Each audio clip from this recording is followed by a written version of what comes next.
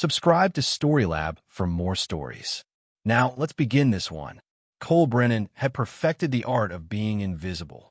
For 3 years, he'd lived as a mild-mannered insurance adjuster in suburban Phoenix, complete with reading glasses he didn't need and a carefully cultivated slouch. His wife, Ashley, believed she'd married a boring desk jockey who got excited about actuarial tables. She had no idea that her husband's real job involved infiltrating arms dealers for the FBI, or that before that, he'd spent 8 years as Delta Force, eliminating high-value targets in places that didn't officially exist on any map. The marriage had been good once.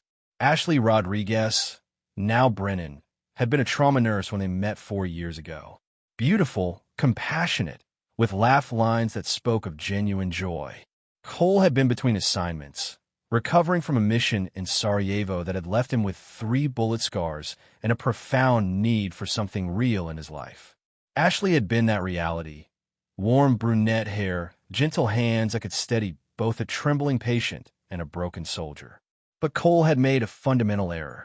He'd fallen in love with a woman while pretending to be someone else entirely. And Ashley, it seemed, had fallen out of love with the man she thought she knew. The cracks had started 18 months ago. Ashley working late shifts that didn't match her hospital schedule. New lingerie hidden in the back of her drawer. A different perfume. Phone calls that ended abruptly when Cole entered the room. He'd wanted to believe it was nothing. His hypervigilance was an occupational hazard, after all. But Delta Force had trained him to trust his instincts, and his instincts were screaming. 3 weeks ago, Cole had started his own surveillance operation. Ashley was meeting someone at the Fairmont Scottsdale on Tuesday afternoons. Professional-grade telephoto lenses revealed the target. Tyler Voss, investment banker, recently divorced, owner of a silver BMW and a smile that had probably charmed half of Phoenix's desperate housewives. What Ashley didn't know, what she couldn't know, was that Tyler Voss was supposed to be dead. Cole had put 3 rounds center mass into Tyler Voss's chest in a warehouse outside Kandahar 6 years ago. Voss had been selling American weapons to Taliban insurgents, getting Marines killed for profit. The official report listed him as Kia during a Taliban assault on a coalition outpost. Cole had written that report himself after dragging Voss's body into a burning building. Apparently, Tyler Voss was harder to kill than anticipated. The revelation had sent Cole into a strategic spiral. This wasn't random infidelity. This was targeted. Voss had somehow discovered Cole's identity, tracked him down, and was systematically destroying his life. The question was why Voss was playing the long game instead of simply killing Cole outright. Cole had spent the last 3 weeks gathering intelligence. Voss had legally died in Afghanistan, then spent 2 years in a Pakistani hospital recovering from burns and internal injuries. He'd emerged with a new identity, plastic surgery, an apparently inconsuming need for revenge. The investment banking job was legitimate. Voss had always been brilliant with numbers. But his real portfolio was much more personal. Tonight, Cole was supposed to be working late, processing claims for an apartment fire in Tempe. Instead, he was crouched in his own backyard, using military-grade surveillance equipment to monitor his own home. Ashley thought he was 40 minutes away. She had no idea her husband was watching through thermal imaging as she paced their kitchen, phone pressed to her ear. I never told my wife I was a former Delta Force operator and current FBI undercover agent, Cole whispered into his own phone, recording his thoughts for the mission log he'd been keeping. Then I heard her on the phone. Ashley's voice drifted through the kitchen window, clear as day. Honey, the life insurance is $2 million. Make it look like a home invasion tonight. Cole's blood went cold. Not because of the betrayal. He'd suspected that. Not even because of the murder plot. He'd seen worse. But because Ashley had just confirmed that Voss's plan was working perfectly. The patient, methodical destruction of Cole Brennan's life was entering its final phase. Ashley hung up and walked to the front door, checking the locks. When Cole entered through the garage 20 minutes later, she greeted him with the same kiss she'd given him every night for 4 years. Dinner's ready, sweetheart. Cole smiled and nodded, his mind already 3 moves ahead. Smells amazing. As Ashley served pot roast with the same gentle hands that had once saved lives, Cole excused himself to the bathroom and made one call to a number that didn't exist in any phone book. Ghost protocol activated, he said quietly. I need a cleanup crew and 3 body bags. Tonight, Tyler Voss would learn that some men are very, very difficult to kill twice. Cole had 90 minutes before Voss arrived.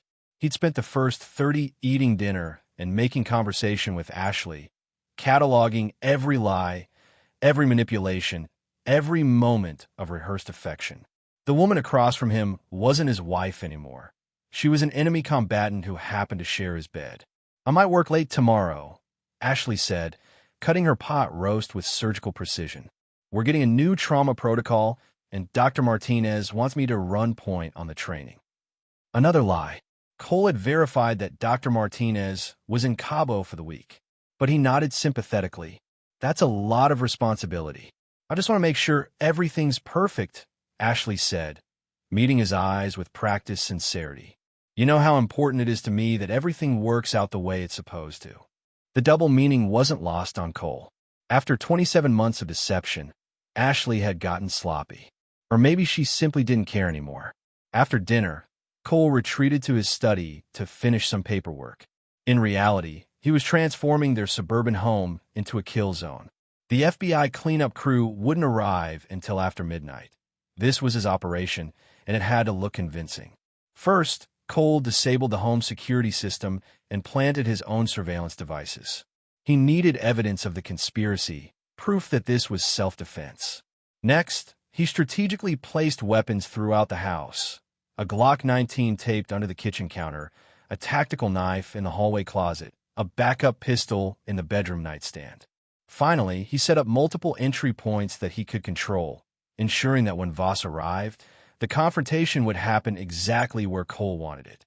But Tyler Voss had spent 6 years planning his revenge, and he wasn't walking into anything unprepared. At 10:47 p.m., Cole's motion sensors detected movement in the backyard. Not from the direction he'd expected. Voss was approaching through the neighbor's property, using the cover of their storage shed. Smart. Professional. It confirmed that Voss remembered Cole's tactical preferences and was adapting accordingly. Cole moved to the living room and settled into his reading chair, a biography of Winston Churchill open in his lap. To any observer, he was simply a boring insurance adjuster, reading before bed while his wife showered upstairs. In reality, he had perfect sight lines to 3 entry points and could reach 4 different weapons in under 3 seconds. Ashley emerged from the bathroom at 11:03, wearing a silk nightgown that Cole had bought her for their 2nd anniversary. She kissed his forehead with lips that tasted like mint and betrayal. I'm exhausted, she murmured. Don't stay up too late. Just want to finish this chapter, Cole replied, not looking up from the book.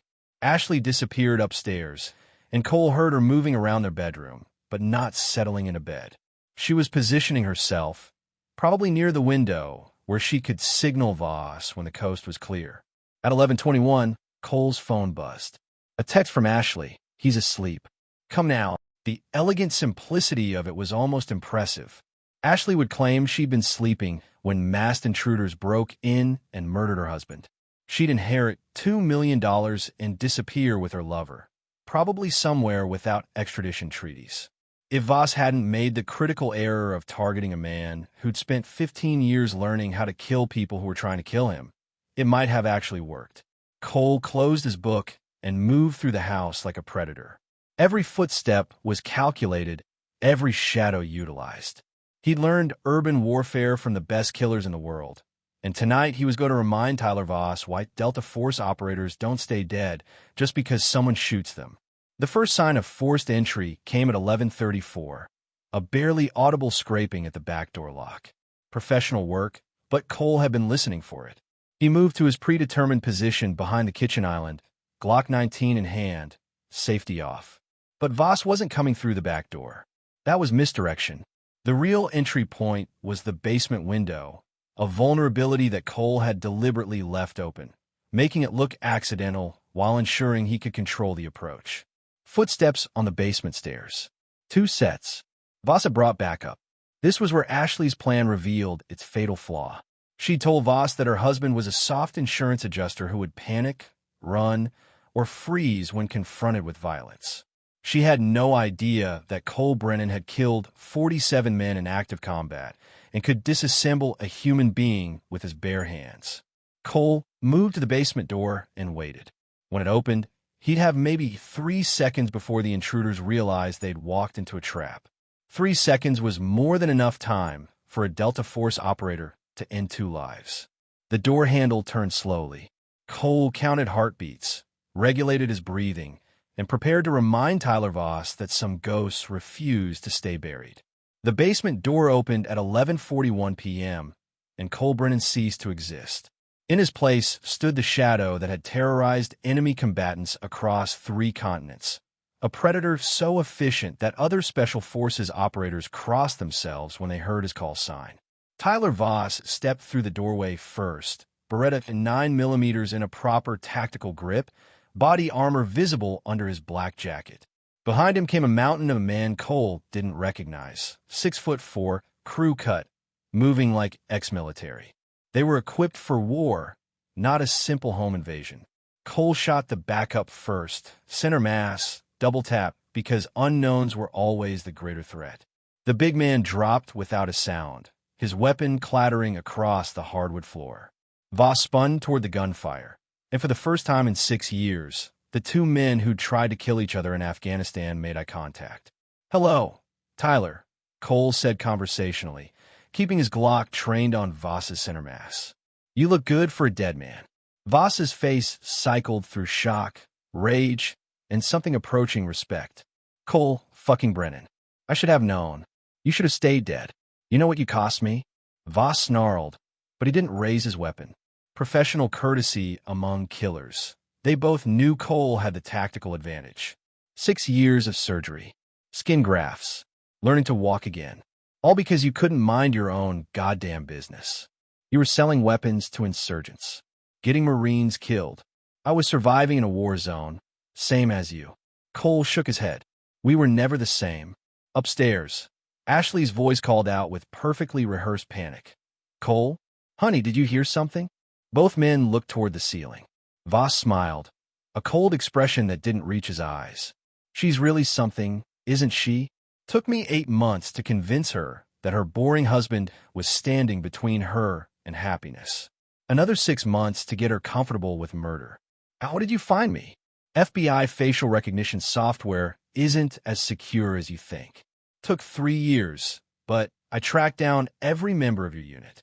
Most of them are dead now." Cole felt something cold settle in his chest. "How many?" "Rodriguez in El Paso. Thompson in Norfolk.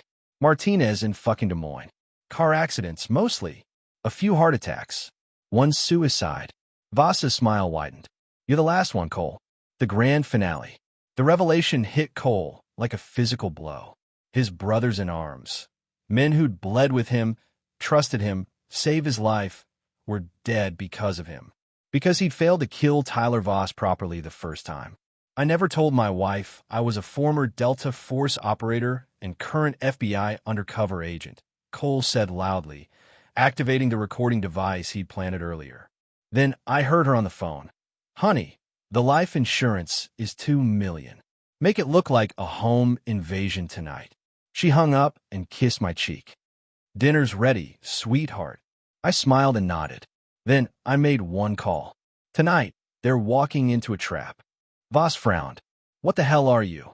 Ashley appeared at the top of the stairs, still in her silk nightgown, holding a snub-nosed revolver with surprising confidence. "Tyler? What's taking so long?" "Your husband isn't exactly what you advertised," Voss called back, not taking his eyes off Cole. Ashley descended the stairs slowly, weapon trained on Cole. "You lied to me," she said, and for the first time, Cole heard genuine emotion in her voice. 4 years of marriage, and you lied about everything." "Not everything," Cole replied. "I loved you. That was real. Love doesn't pay for the life I want." Cole studied his wife's face.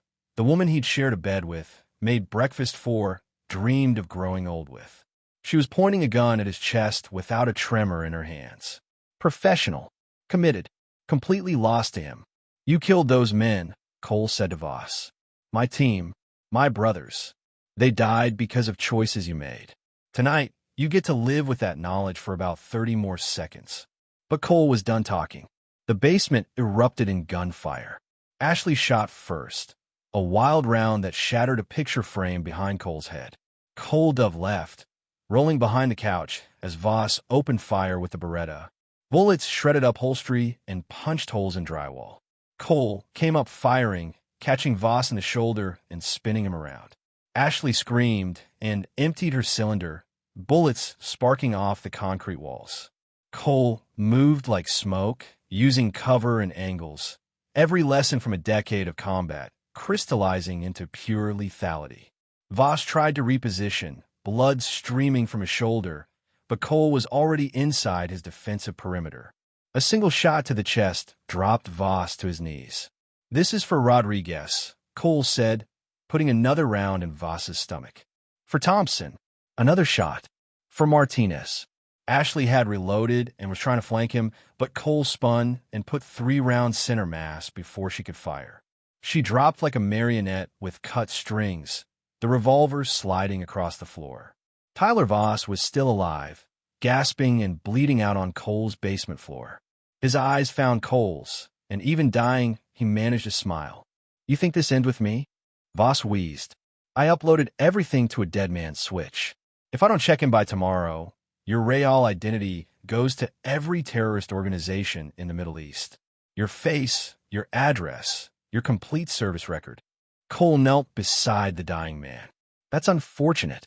You'll spend the rest of your life running from shadows." "Maybe," Cole agreed. Then he leaned closer. "But I've been running from shadows my whole life. The difference is, now I don't have anyone left to protect." Cole stood and put a final bullet in Tyler Voss's head. The FBI cleanup crew arrived at 2:47 a.m. By dawn, the official story was that Cole Brennan had heroically defended his home against armed intruders who'd murdered his wife during a botched robbery. The traumatized widower was relocating to an undisclosed location for his protection. 6 months later, a man with Cole's face, but different fingerprints and a new name was eliminated 3 members of a terrorist cell in Syria who'd been asking too many questions about an American soldier named Brennan. Some ghosts, Cole had learned, were better left dead. But some ghosts were too dangerous to stay buried. The hunt would continue until every shadow from his past was eliminated. And Cole Brennan, or whatever name he wore now, had become very, very good at hunting shadows. He never forgave, he never forgot, and he never, ever let anyone betray him twice. This is where our story comes to an end. Share your thoughts in the comments section. Thanks for your precious time. If you enjoyed this story, then please make sure you subscribe to this channel. That would help me a lot. Click on the video you see on the screen, and I will see you there.